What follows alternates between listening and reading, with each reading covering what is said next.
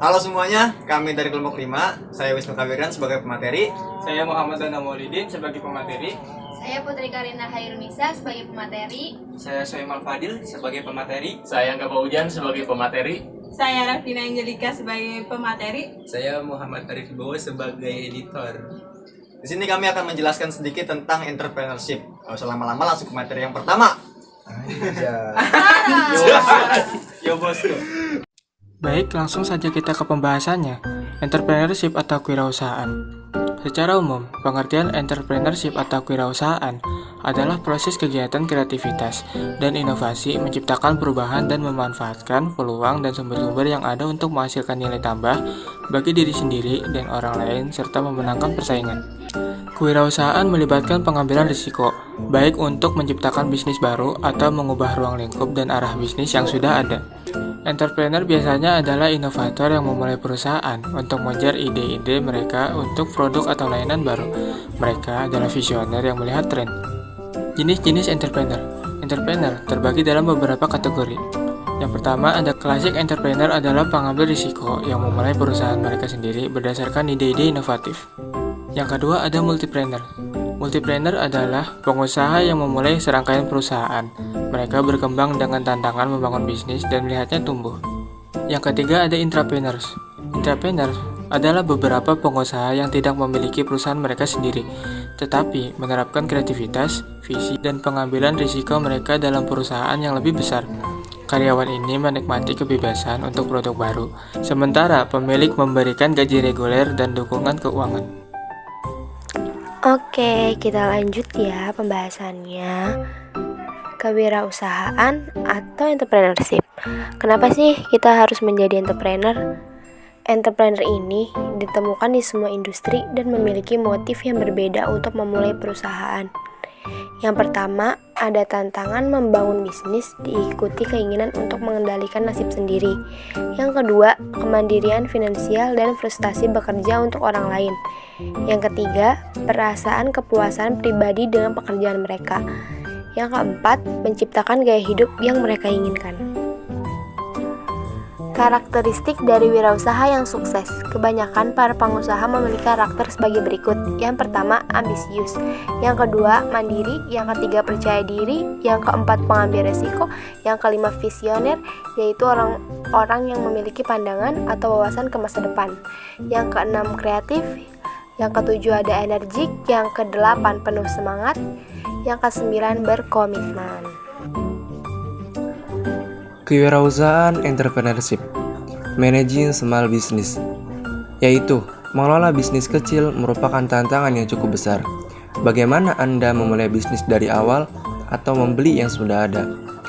Contohnya, seperti pemilik usaha kecil harus siap memecahkan masalah yang muncul dan bergerak cepat jika kondisi pasar berubah dan dapat mempertahankannya. Ada beberapa cara untuk meringankan beban mengelola bisnis.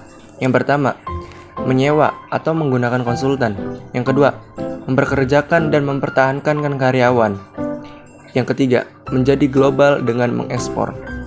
Mengapa kebanyakan orang memilih bisnis kecil yang terus berkembang? Yang pertama, mandiri dan gaya hidup yang lebih baik. Yang kedua, kepuasan pribadi dari pekerjaan. Yang ketiga, jalan terbaik menuju sukses. Mengapa kebanyakan orang memilih menjadi pemilik usaha kecil? Yang pertama, fleksibilitas yang lebih besar dan struktur. Yang kedua, perusahaan yang tidak rumit. Yang ketiga, lebih sedikit sumber daya dan personal keuangan. Yang keempat, milik sendiri. Yang kelima, tingkat layanan pribadi yang lebih tinggi. Langkah selanjutnya dalam memulai bisnis sendiri adalah mengembangkan rencana bisnis atau bisnis plan. Tujuannya untuk membantu arah bisnis ke depannya dan untuk meyakinkan investor terkait pendanaan awal suatu bisnis. Elemen yang harus ada dalam bisnis plan yang pertama ada ringkasan rencana bisnis. Bagian ini berisi ringkasan terkait bisnis yang akan dijalankan secara keseluruhan. Pada bagian ini juga kita bisa memasukkan alasan mengapa kita mendirikan bisnis tersebut. Bagian ini harus dibuat semenarik mungkin karena ini adalah segmen yang pertama kali dibaca. Yang kedua adalah pernyataan visi misi. Visi misi bisnis menjadi unsur wajib yang harus ada. Kita juga harus menentukan posisi bisnis kita di pasar dengan menggunakan analisis SWOT. yaitu dengan menunjukkan strength atau kekuatan dan weakness, kekurangan bisnis sekaligus threat, ancaman, dan opportunity, peluang yang bisa kita manfaatkan untuk mengembangkan bisnis. Yang ketiga, produk atau layanan. Jelaskan produk atau layanan utama dari bisnismu di bagian ini, kelebihannya dan keunikannya. Yang keempat, analisis pasar. Di bagian ini kita akan menyasar konsumen. Kita bisa menganalisis konsumen dari segi demografis, psikologis, hingga behavior agar target yang kita bidik semakin tajam. Yang kelima, strategi pemasaran. Kalau bisnis kita masih baru, kita harus memasukkan strategi promosi dan iklan agar konsumen mengenal produk atau layanan kita terlebih dahulu. Yang keenam, rencana atau rancangan biaya. Bagian ini kita wajib mencantumkan rencana terkait berapa modal, pendapatan, dan pengeluaran yang dibutuhkan untuk menjalankan bisnis. Modal misalnya, berapa nominal yang dibutuhkan dari investor untuk memulai bisnis. Kemudian untuk pendapatan, berapa kira-kira laba kotor dan laba bersih yang bisa dihasilkan dari bisnis. Sedangkan untuk pengeluaran, biasanya diisi dengan beban operasional, gaji pegawai, dan lain-lain.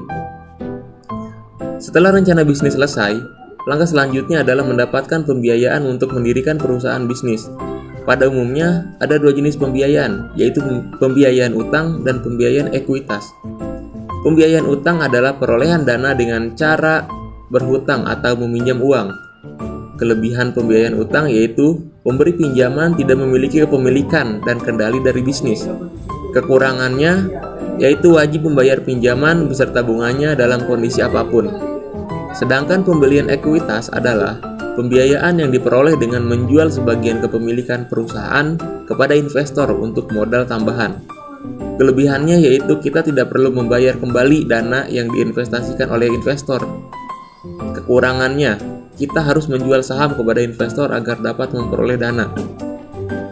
Langkah selanjutnya dalam memulai bisnis sendiri adalah membeli bisnis yang sudah ada. Dengan membeli bisnis yang sedang berjalan, resiko akan kegagalan rendah, sebab membeli usaha yang sudah ada artinya tinggal mengembangkannya agar usaha lebih maju. Misal, membeli usaha warung kopi kemudian menyulapnya menjadi kedai kopi dengan menambah menu makanan atau minuman dan memasang wifi, sehingga bisa menarik minat pelanggan dari banyak kalangan. Beberapa penyebab umum penutupan bisnis adalah yang pertama, faktor ekonomi, maksudnya penurunan bisnis dan suku bunga tinggi. Yang kedua, penyebab keuangan, modal yang tidak memadai, saldo kas yang rendah, dan pengeluaran yang tinggi. Dan yang ketiga, kurangnya pengalaman. Maksudnya pengalaman di sini adalah pengalaman bisnis, manajemen, dan teknis yang tidak memadai. Dan yang keempat adalah alasan pribadi. Pemilik dapat memutuskan untuk menjual bisnis atau beralih ke peluang lain. More about this short text. Mengelola bisnis kecil adalah tantangan yang cukup besar. Pemilik usaha kecil harus siap memecahkan masalah yang muncul dan bergerak cepat jika kondisi pasar berubah.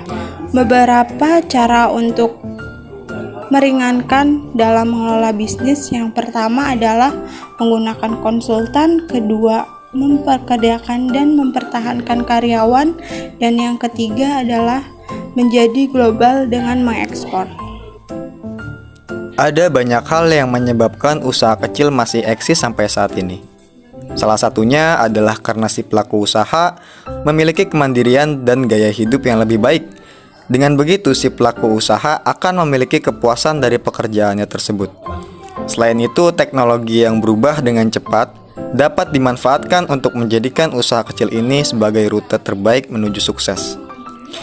Di sisi lain, banyak sekali pemilik usaha kecil yang memilih untuk tetap menekuni usaha kecilnya, karena mereka sadar bahwa usaha kecil menawarkan beberapa keuntungan, seperti fleksibilitas yang tinggi.